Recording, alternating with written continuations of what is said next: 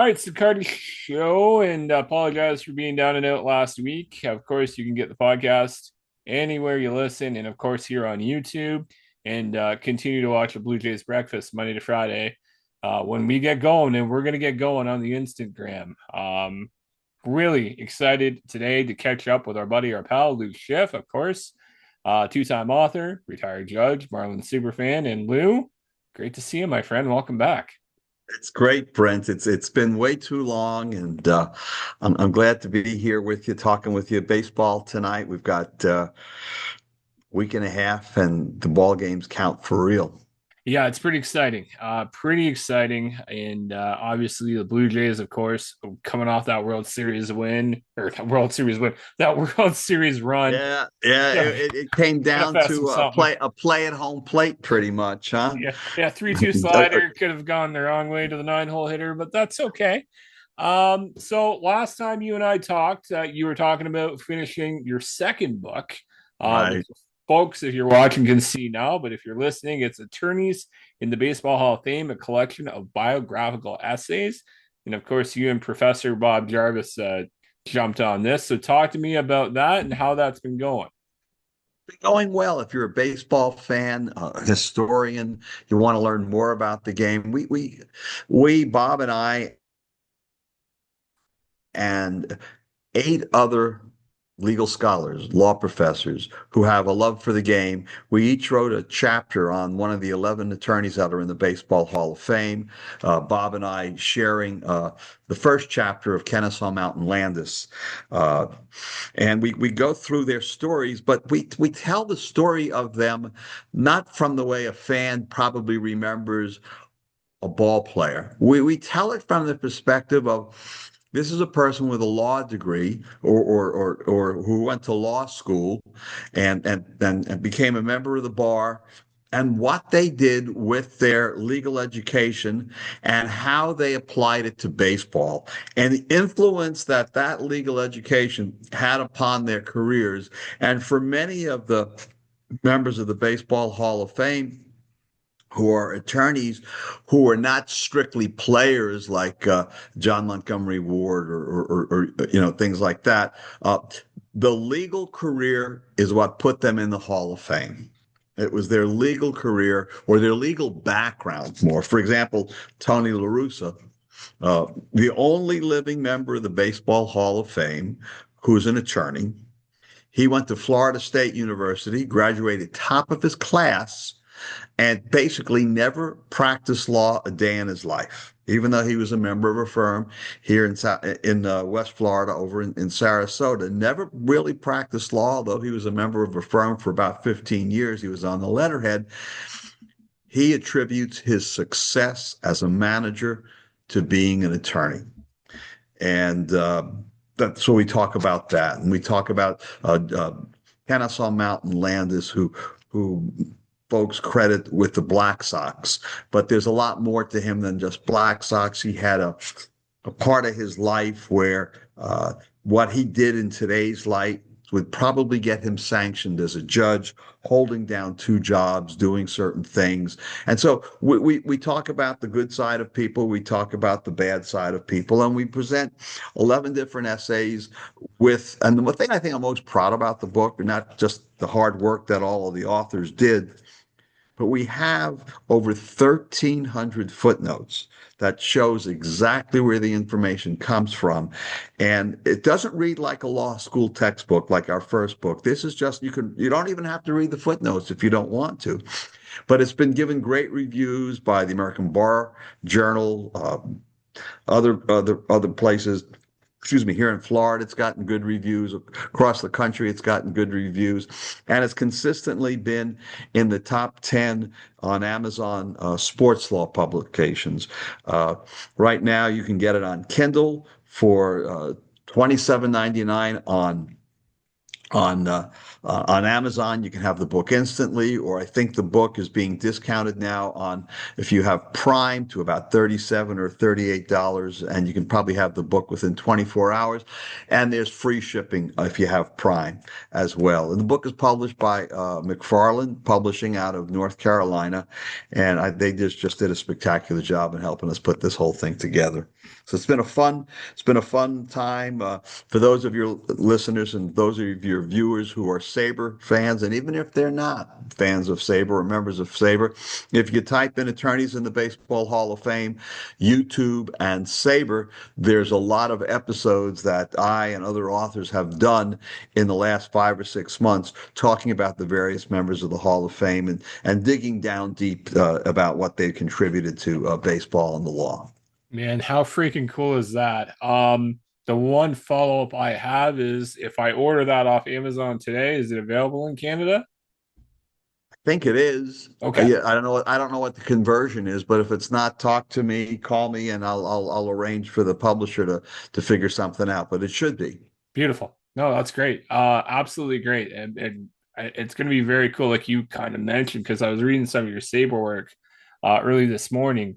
Um, that it doesn't read like a typical law textbook like Baseball and the Law, which I have over there. So pretty excited for this, buddy. Congratulations to you and Thank you Bob. so much. Thank you. Thank This you. And is we have a great. special section at the end where we have a chapter on players who were attorneys Mm. but are not in the Hall of Fame, but they're kind of like our all-star team, and we list some of their accomplishments and who they played for and what they did with their law degree, where they went to law school.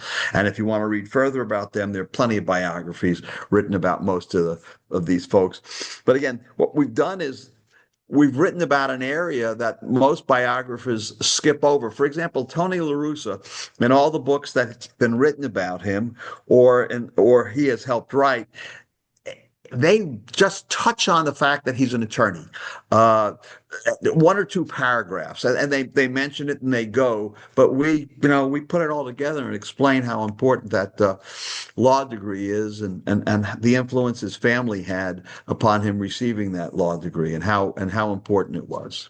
It's pretty exciting. And when I post this on both YouTube and Spotify, I'll make sure we get the Amazon links with this book. So Right. hopefully, and if anybody has any trouble, they can reach out to me and I'll get you in touch. And hopefully, we get Figure some it out. books sold. Absolutely. Thank Uh, you so much. that's why I woke up today. Get you some books sold. Thank you. That's why I woke up today. No, that's not why I woke up today. I woke up today and took my wife to the airport this morning. That's why I woke up early today. And then I went out and exercised. But that's it.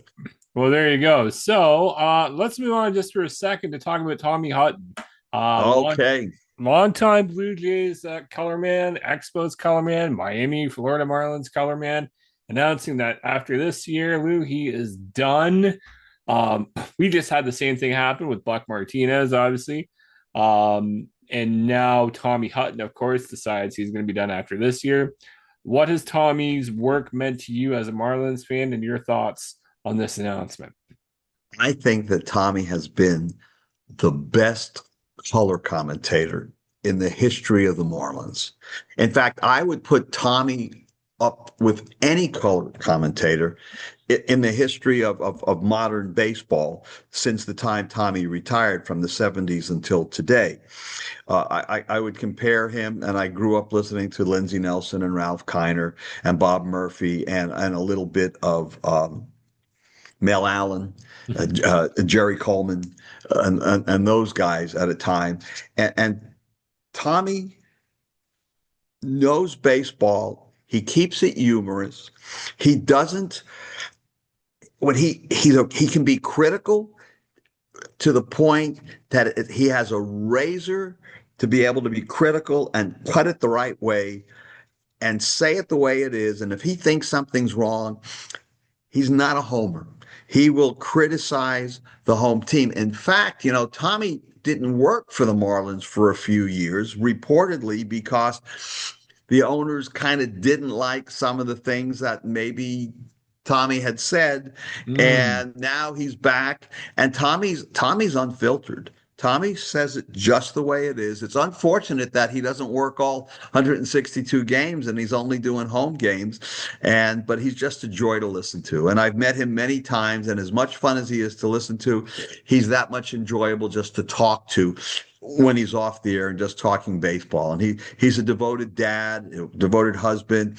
He's got grandkids, and I think he's almost 80, 78, 79, somewhere Yeah. there. And he drives a long way from his home in North Palm Beach all the way down to Miami to go to a ball game. And so I guess, he wants to spend more time with his family, which is his family's gain. But obviously it's our loss as fans to not have him in the booth. Yeah, it's a phenomenal career. I mean, he was in the booth. I remember a lot of the Blue Jays' big moments, especially the Dave Steve no-hitter is one that comes to mind. It's interesting that you bring up how ownership took him out of the booth, essentially. It's kind of, I don't want to say it's happened in Toronto, but I've seen like guys like Buck. I mean, in fairness, I love Buck Martinez, tone down their commentary just so they didn't get in trouble by ownership. It's just weird how it becomes a common theme across baseball now. Does that sour things for you a little bit? Yeah, when we lost him, it really was terrible. I've talked to the current Marlins play-by-play TV guy is a person by the name of Kyle Seeloff, Mm-hmm. really good guy. And Kyle has said to me, because I've mentioned to Kyle how the chemistry between him and Tommy in the booth is tremendous. And Kyle has said that Tommy makes him a better play-by-play announcer. The thing I love about Tommy that other play-by-play announcers don't get when you're on TV, less is more. Mm, Marlins win a walk-off game, which they did a whole bunch last year. yeah. When the Marlins win a walk-off game and Tommy's there, you don't hear anything for 30 or 40 seconds. When other color people have been there and the color announcers, they start talking immediately, and I'm watching it on TV. I don't need you to tell me what I'm watching if I'm watching TV. You just want to soak in the moment and enjoy it like you're at the ball game. I don't need you to tell me once the ball is out of the park or once the single's up the middle and the run scores. Just show it to me like I'm at the ballpark observing it. And that's what he's really good at, being able to know, like a great musician, just when to play the right note at the right time and when not to play it. No, it's awesome. You're absolutely right. You hit the nail on the head. It's a lost art, letting the crowd kind of speak and tell the story. I want to move on to Clayton McCullough. Now, Clayton McCullough, for those of you who don't know, was a long-term minor league manager, very highly regarded in the Toronto Blue Jays organization. And then goes to the Dodgers and is their first base coach for an extended period of time, working with Dave Roberts, wins the World Series, and then decides to, in 2025, become the manager of the Miami Marlins. And yet, Lou, the Marlins, I mean, even without Sandy Alcantara for the first half of 2025, I mean, he wasn't that great. Um, they weren't terrible. They were not, Once they won not bad. 79 games They last won year. 79 games. I mean, good grief. Talk to me They what you've seen from Clayton so far. He's a quiet guy.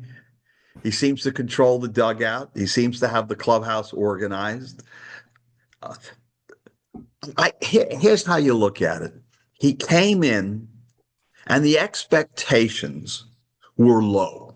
Mm-hmm. Brand new manager, no major league experience. The team, a group of rookies, fans are not happy because, again, they're moving pieces and they're doing things. We get Luis Ariz, we get rid of Luis Ariz. They start making some moves, and you're not understanding it because the ownership group says, oh, we're going to build a winner, but every time they say they're going to build a winner, it seems to fall on its face. And remember, we had a streak. Like, I'll call it a streak. 2 out of 3 years they made the playoffs. Now, one of them obviously was the COVID year, but they were still in it. They were only 31-30, and then they skipped a year, and then the year after that, they were in it and they got swept by the Phillies. But they were in it, And then the next thing you know is that Don Mattingly, who's now is he still with Toronto? Is he He's still with that? went Or, to Philadelphia. okay, He's now going to be he's vice now with coach Phillies. there. Yeah. So he almost won a World Series last year. So his streak continues. He hasn't won a World Series, but now, right, he's with Phillies. And as a fan, it was like you could see the team improving with Mattingly, but he and the ownership just agreed not to exercise his contract. And then when Clayton came in again with very low expectations and seemed to do, and not seemed, he did a remarkable job with a group of rookies and no names. I mean, it's pretty remarkable, and then you kind of jump into 2026, and one guy I really wanted to kind of highlight here is Owen Casey. He's from Burlington, Ontario. You guys get him in the off season, right? Having a Uh, good spring though. He's 1 for 11 this spring. he is 1 for 11 this spring. I was actually at his very first game where he got robbed in his first at bat against Max Scherzer. The guy has potential. He's got pop. You saw it a bit in the World Baseball Classic. And then you look at a guy like Kyle Stowers, who came over from Baltimore, who got hurt but has a lot of power.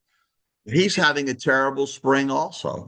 He's 1 for 11. Maybe Casey is a little bit better than 1 for 11, but Stowers I know is 1 for 11, and Casey is not that much better this spring. He's been a disappointment from the acquisition. He's going to do well. Let's see. He's 1 for 10 this spring. So between the two of them, they're 2 for 21. Not looking good. But Does that again, there's concern you still. though? I mean, do spring numbers mean like that much to you as the guy who's seen a boatload of baseball? You know what? No, it doesn't concern me right now. I'll tell you when it starts to be concerning. Mm-hmm. As a fan, what I have done over the years is I look at how did they play the last 7 games in spring training. Mm-hmm. How did they play that last week in spring training when basically all the regulars are in there? That's kind of how I take a look at things. A guy 1 for 10, it's okay. 1 for 11. You hope they're going to snap out of it. It's early. So you look at the last week, and that's the numbers you focus on. That last week, how did they perform that week? As opposed to, they got 2 at bats in the first game, and then maybe they took a couple of days off, and that first game shouldn't count. So it's okay. It's okay. I'm not going to go out and give up my Marlins membership. Not just yet, eh? Not Um, just yet.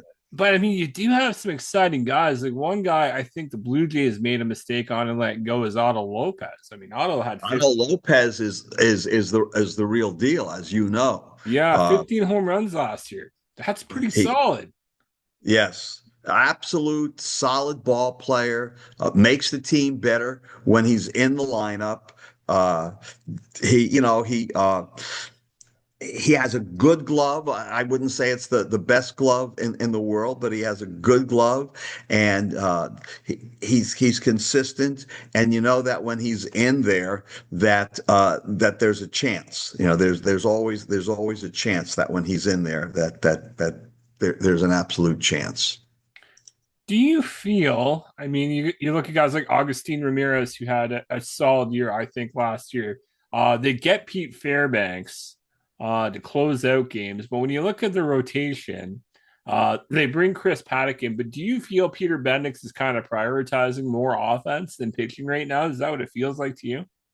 I don't know if he's prioritizing offense because we're still short at certain positions. We're still short on one more outfielder. Mm-hmm. We're still short on is Augustine going to be our catcher, or are they going to try to move him and make him a first baseman? Because behind the plate when he's there's a deficit. As far as ability to catch, so those are some of the things. So we don't have a very strong defensive catcher, and we're truly lacking at first base.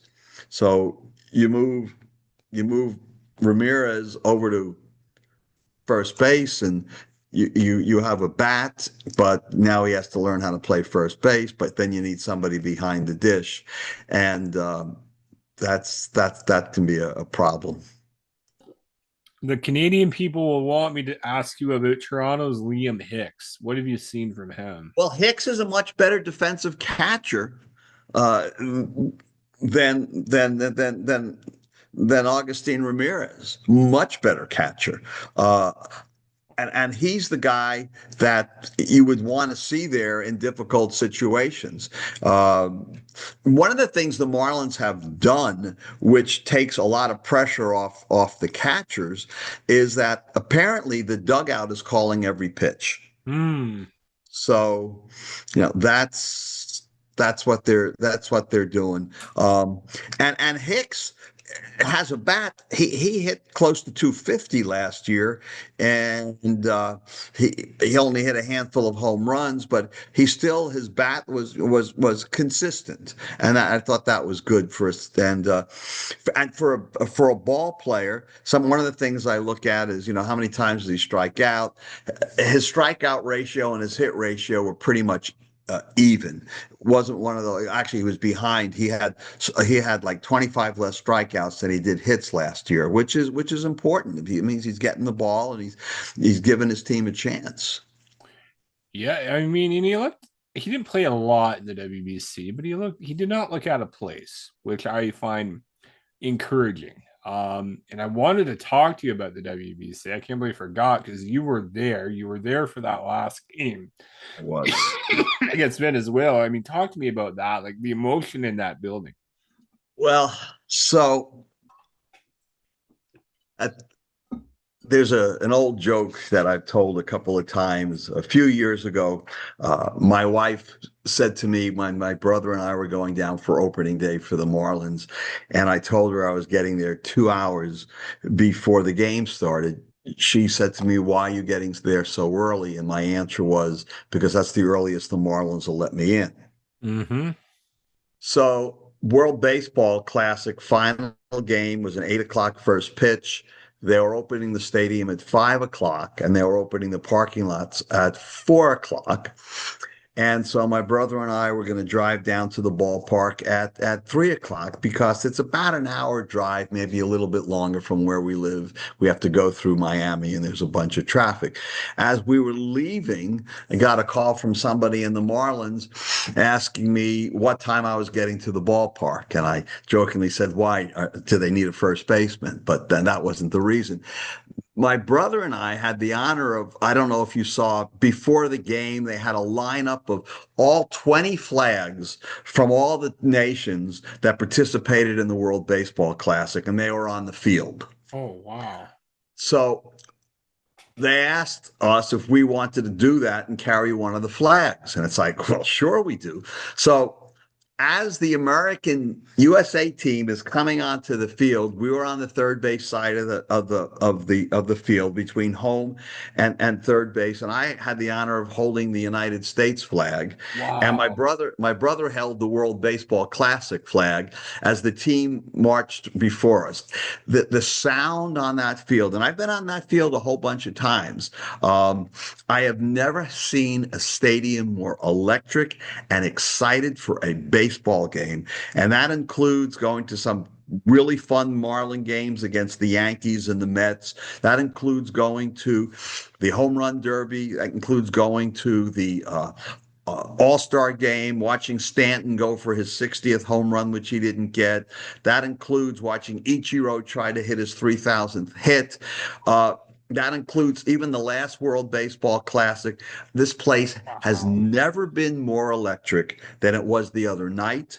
My ears didn't stop ringing for hours after I got home.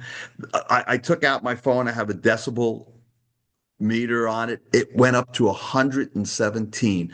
I couldn't hear my brother, who sits right next to me, talk at times.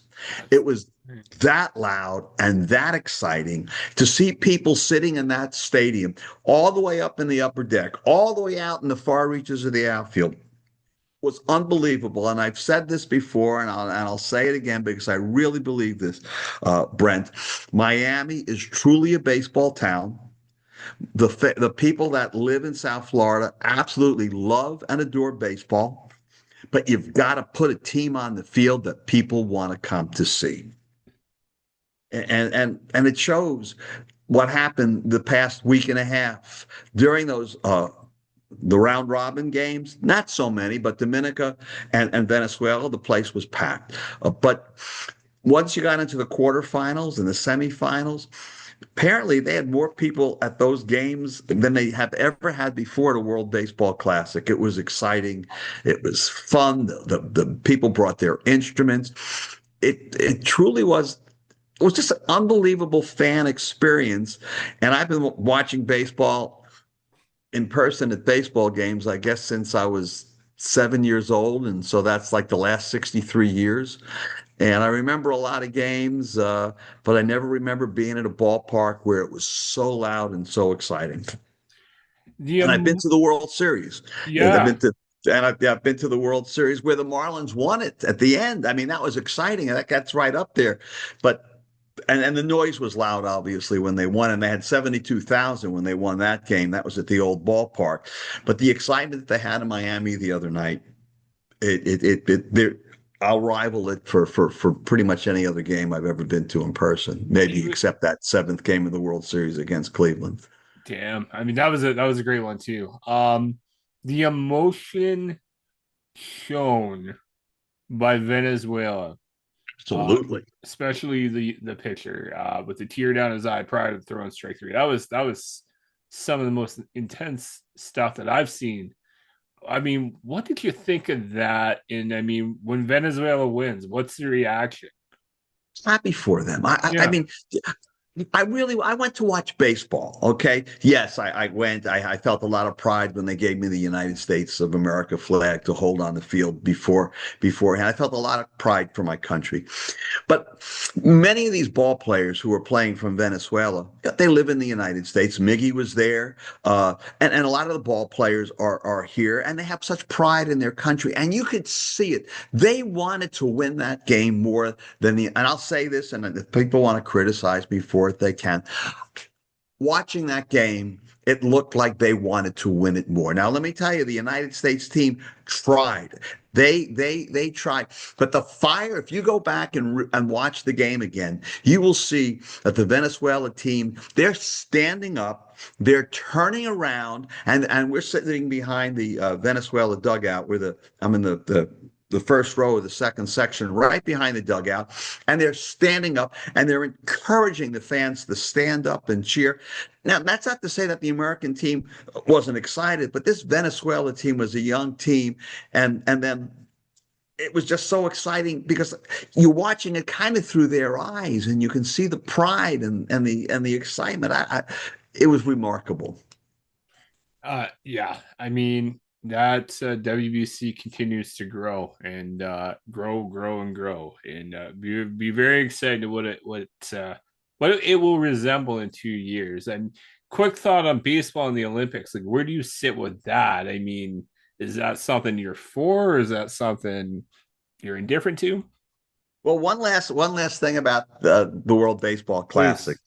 Please. Um, Javi Sanoa scored the winning run. Javi is on the Marlins. He won the I guess the Gold Glove Award for the 10th man, the best utility player Yeah. in baseball in the National League last year. So I was happy for him. This is an all-star team with players from all over, and to see the joy in his face and how happy he was.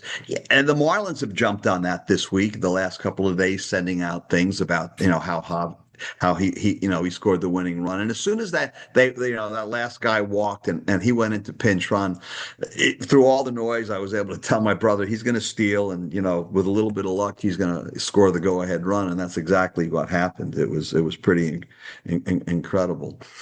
And as far as the Olympics go, so I have already went. My son called me up, and he lives in Orlando, Right. and to say to me, "Hey, put in a request for Olympic tickets." So we have put in a request for Olympic baseball, Olympic rugby, and a couple of other things. So I would go to the Olympics if I have the opportunity. I think that'd be a fun thing to do. That'll be exciting for sure. For sure. Down to our last 6 or 5 minutes. You and I were talking about prior to coming on air your other project that you're working on tonight. You care to share that with the class? Sure, I can share that. It's not a secret. I was recently honored. I've been put on the board of directors of the International Women's Baseball Center, which is out of Rockford, Illinois, and we are putting on the woman's equivalent of the WBC, I guess you can call it that way. Where this summer in Rockford there'll be a competition to see who qualifies for next year's World Championship, which will also be in Rockford. One of the things that our organization does is trying to preserve the history of women baseball and encourage women to play the game of baseball and support them. We were blessed with a $2 million contribution from the Mets owner to help us try to build a museum in conjunction with what's going on in Rockford. And I can say that the people of the city and the city commissioners and the businesses have been so supportive of the efforts of what our organization is trying to do to bring national recognition to not only the past women's baseball and recognize those women who made the game great, but also to recognize through the lens of today the importance of the game of baseball for women as well. That's amazing. Congratulations. And I know Thanks. next week's guest, Mark Corbett, will be very encouraged to hear that. Your buddy, your pal from Baseball Biz on deck. I Uh, just spoke to Mark the other day. Yeah, he's oh, doing great. well, that's amazing.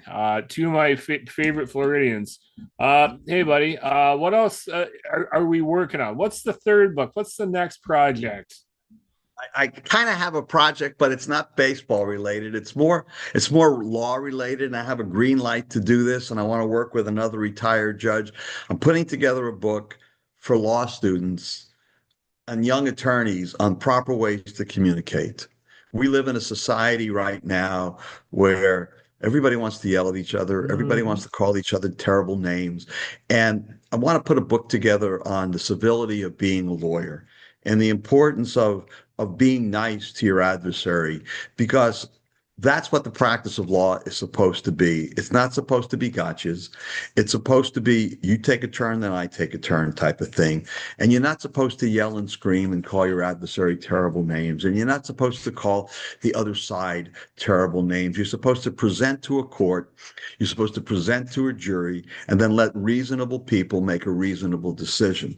But I've seen a lot in the last few years, especially since the pandemic, of lawyers just not behaving properly. Hmm. And it also goes for judges too. We've had our share, unfortunately, of judges who sometimes stray. And I just want to make people more aware of the importance of civility and the importance of doing things that are right as opposed to yelling at each other. And so that's the kind of book we're trying to put together where we can have templates on how to write a letter, how to write an email, how to shake hands, how to talk to somebody. What do you do when the simple things that the pandemic stopped lawyers having coffee together after a hearing because, like you and I, were talking on a flat screen. And when our meeting is over, you're going to go do something, then I'm going to go do something. And I don't have a chance to talk to you and say, hey, hey, hey, Brent, let's go grab a cup of coffee now that we're done. Let's go out and get something to eat. So, Exactly. now, the advantage of Zoom obviously has allowed you and I to meet, even though we're thousands upon thousands of miles apart. So it's had some excellent, good things to happen, but it's also, I think it's helped in a bad way. Too many people try to do too many bad things because of that they're not there. You see it in our elected officials, and I wish our elected officials would just show more respect. You're allowed to differ. I just wish they would show more respect to one another and quit calling each other names, no matter what side you believe in. It's not going to get any better than what you just said, my friend. Lou Schiff, Baseball and Law on Twitter. Thanks, Uh, Brent. Bluesky, baseballandlaw.bsky. I don't even know what the sign is, but it's a I full think paragraph. it's baseballandlaw.bsky. commentator.bsky.social. If you type in just baseball and the law, baseball and law, you'll find us on X, Twitter, Bluesky, whatever you call it. And every day I post, although I have to tell you, the last 2 days I haven't posted. That game wore me out, and I was just so busy with some other things, but hopefully I'll get something posted by tomorrow. Thanks, my friend. Appreciate this. Thank you for having me on. It's always a pleasure. Glad you're back on. Thank you. This is the Cardy Show. We'll hit you next week. Take care.